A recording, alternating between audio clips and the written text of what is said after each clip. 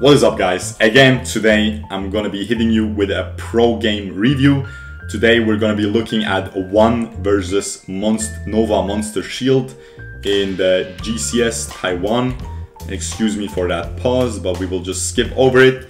And there we go. Now I am showing you this game because you will laugh in a couple seconds as soon as they show the enchantments. But yeah, and also it has the new Elsu skin in it, so that is cool. And yeah, you can see this game, what a lot of people do, they a lot of teams do that lately.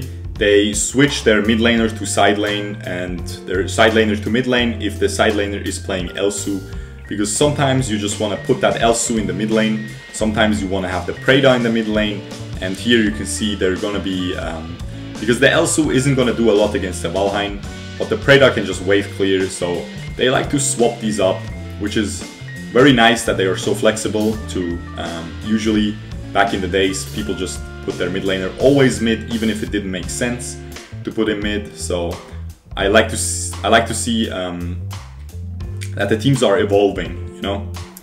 And yeah, this game, I believe the bans were Superman, Alice was banned, but those were the second rotation bans. They're more like counter bans, and the first bans were just Darcy, Hayate, you know, the usual OP stuff, right?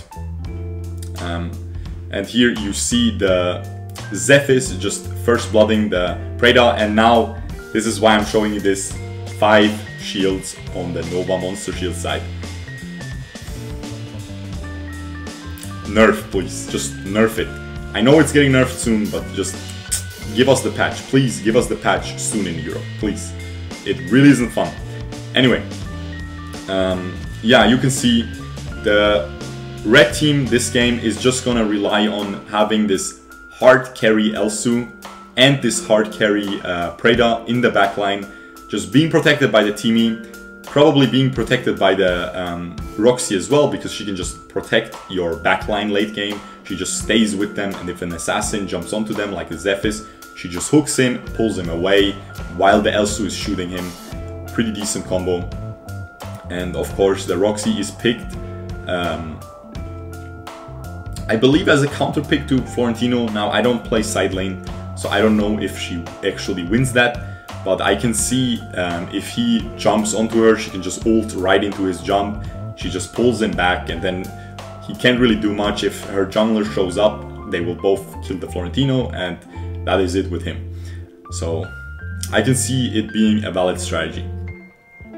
And meanwhile, they also have a Kriknak to assassinate the enemy backline, like the Crixie. Of course, Kriknak really good against Crixie if he gets to her, if she doesn't knock him up first.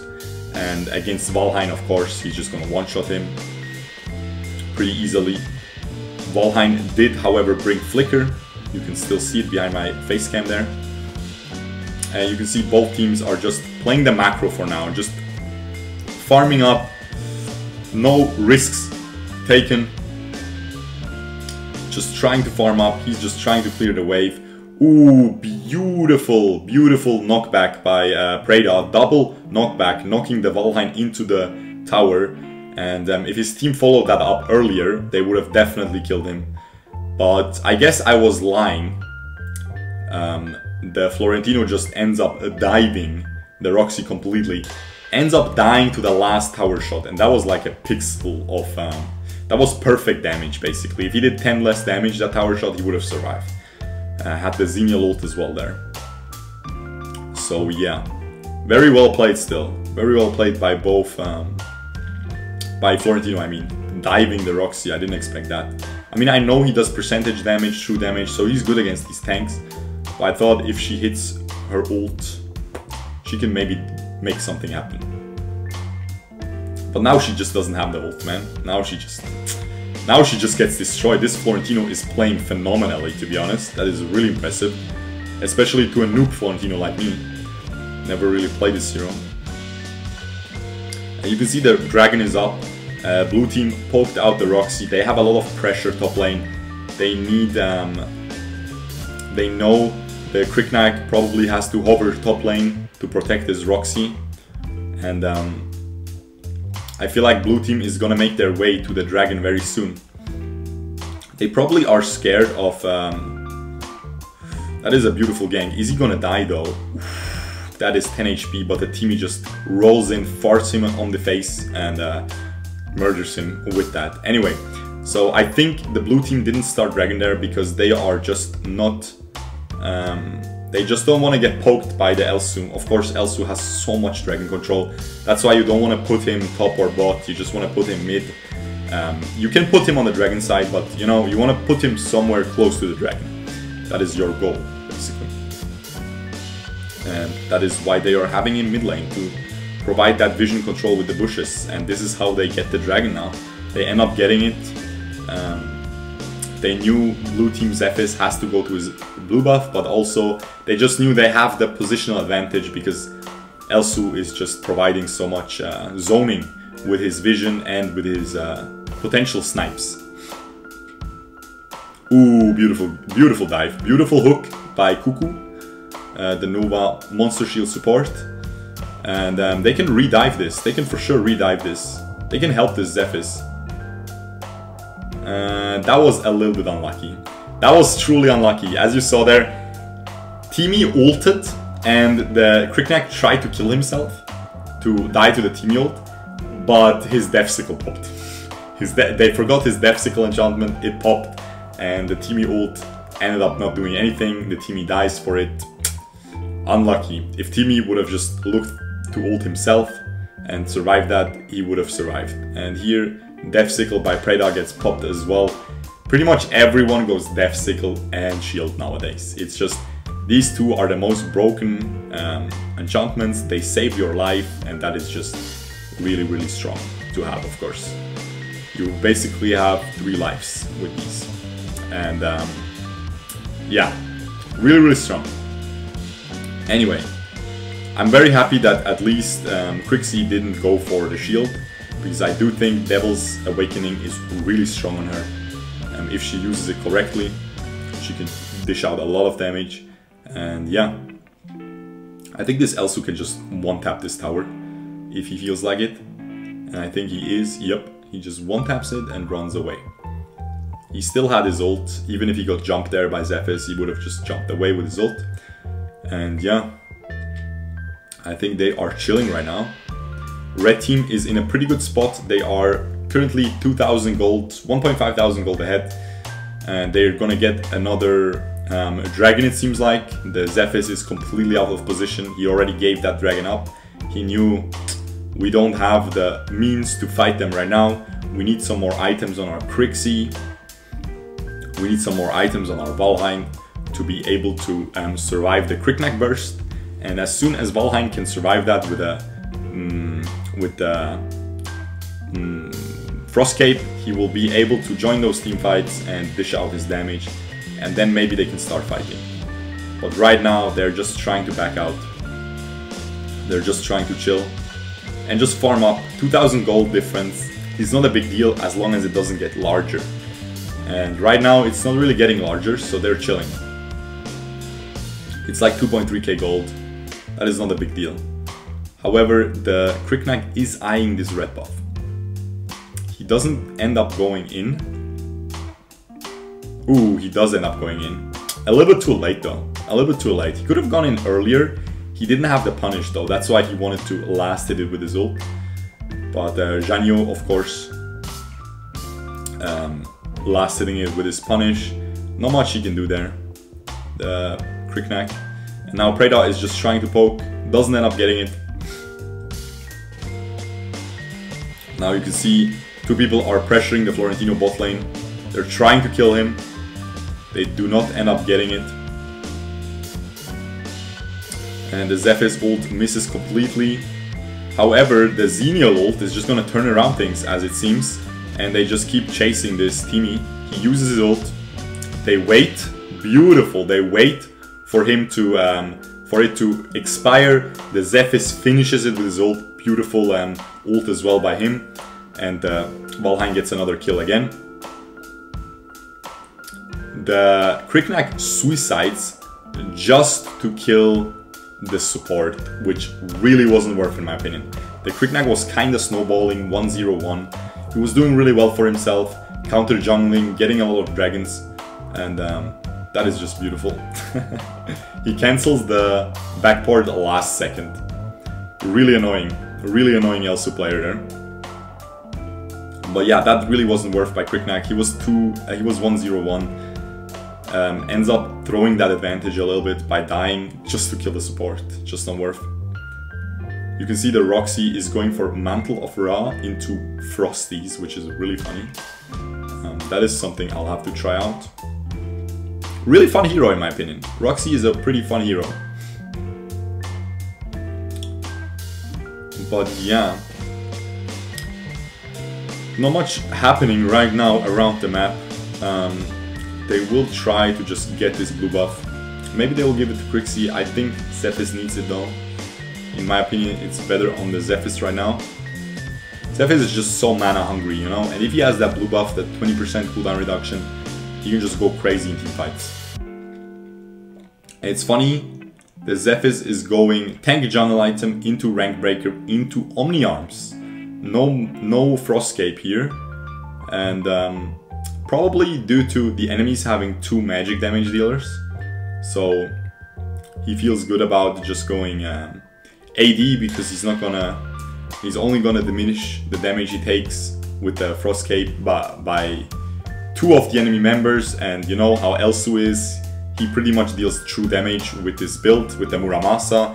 A lot of people like to go rank breaker on Elsu. I really prefer the Muramasa because his passive of his first ability, as long as you're standing still, you gain armor pierce, ramping up, and at the end it's, I think, 55 or something armor pierce. And I know that with the Muramasa it's 110 armor pierce %, and what is any number minus 100%? It's gonna be 0. So you will be dealing true damage with the Muramasa against any squishy tank, whatever. So the rank breaker just doesn't make too much sense to me. Of course, the only point where rank breaker makes sense is when you think in the team fights you won't be able to stand still and you won't be able to hit your snipes, you will be relying on auto attacks. That is when you are walking around, auto attacking a lot and not really using that passive of yours. And then the Muramasa is going to be worse than a rank breaker against squishy targets. So that is, yeah. But usually if you're confident in hitting your snipes, Muramasa is the better option against tanks and against squishies. But anyway, now the Roxy ends up just completely getting caught. Beautiful team ult though, but I think they just get re-caught. Yup, they do end up getting re-caught. Red team was doing really well here, gaining a lot of gold lately, but they just ended up getting caught unfortunately. They even had the Dark Slayer, they were pushing in.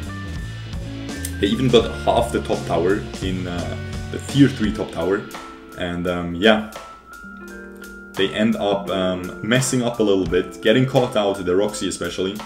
And yeah, that just makes them lose 2 lives on their team. And now the blue team is regaining a little bit control, but they overdive here. They disrespect the Elsu mechanics. They thought they can flicker in with Valheim, throw his stun and immediately just kill the Elsu. But the Elsu, before the Valheim stun hits him, just ults away. And I mean, these guys are pros. Of course they can do that. That is not even such a hard timing, so they really should have respected that, in my opinion. So yeah, and the Florentino ends up getting a solo kill onto the enemy jungler, ends up dying as well for it, but I think that is worth, because he put a lot of pressure onto the top lane, and while still trading 1-for-1.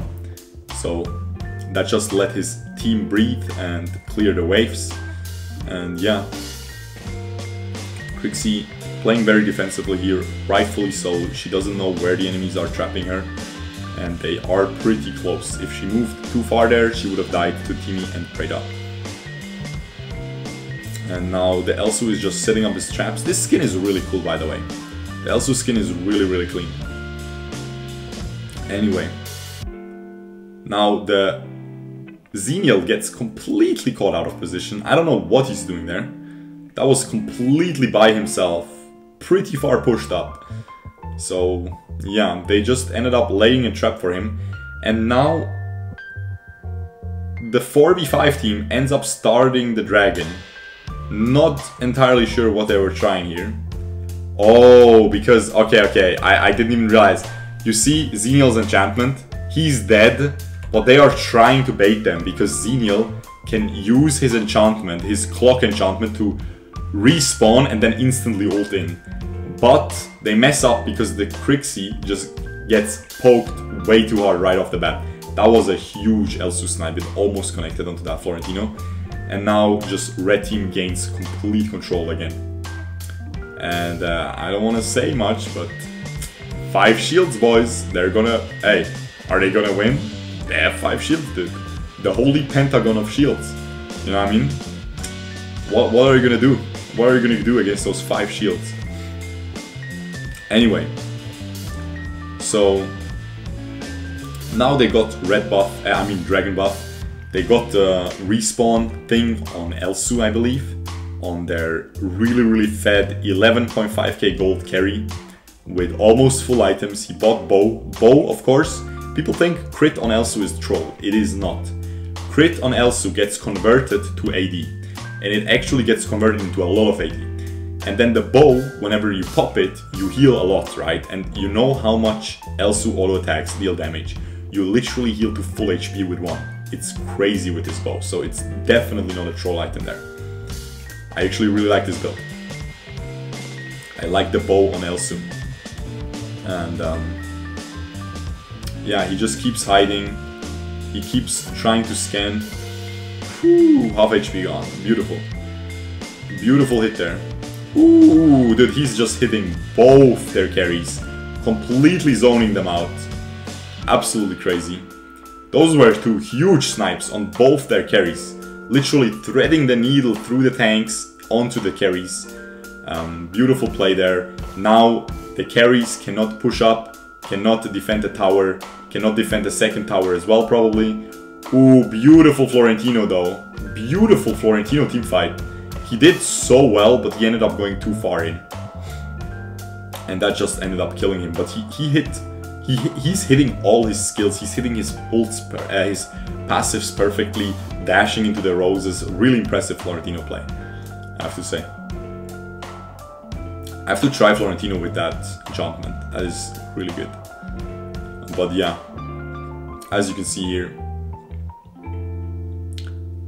the Elsu is just providing too much pressure right here. This Elsu player playing really phenomenally, and I think they are just gonna win this team fight.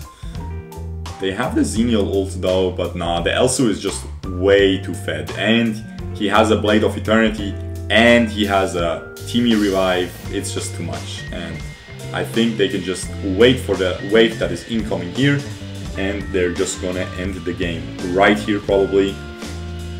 Crixie gets one shot by Kriknak, and that is it. Beautiful game. Let us see the damage numbers. I would say Elsu MVP for sure. For damn sure. It's the blonde guy, by the way. Really nice guy. Met him at AWC. Super nice guy. They are, of course, a little bit sad. The Roxy player right there on the far left. Super nice guy too. Let me see the damage numbers, guys. There we go. The post screen. Let us see the builds. Standard Elsu build with the bow, which is a little bit unstandard, but still. And you can see Kriknak, really standard build. Valheim, pretty standard build now too. Hyogas, and I probably would have not gone Hyogas and instead gone Blade of Eternity, but maybe it was already used up and he sold it for Hyogas. And yeah, you can see pretty standard builds all across the board. 29, this hurts, you know? 36% Elsu, as I was saying, definitely the MVP of that game. But you can see the Florentino, 29% damage, playing out of his mind these team fights, but just couldn't carry hard enough. Anyway, boys, I hope you guys enjoyed this game. If you did, let me know. You can always join my Discord, link me pro games that you found really exciting. I do not have time to watch all of them. There's the Taiwanese league, there's the Vietnamese league, there's the GCS, there's the Indonesian league, there's no European league anymore, RIP, but there's many more leagues, and I just can't watch all of them, you know? If you see a really exciting game where both teams played well and was neck and neck, just let me know in my Discord. I will try to make a video like this. And yeah, I hope you guys enjoyed this. Leave a like if you did, and I will see you guys tomorrow. Peace out, boys. Bye-bye.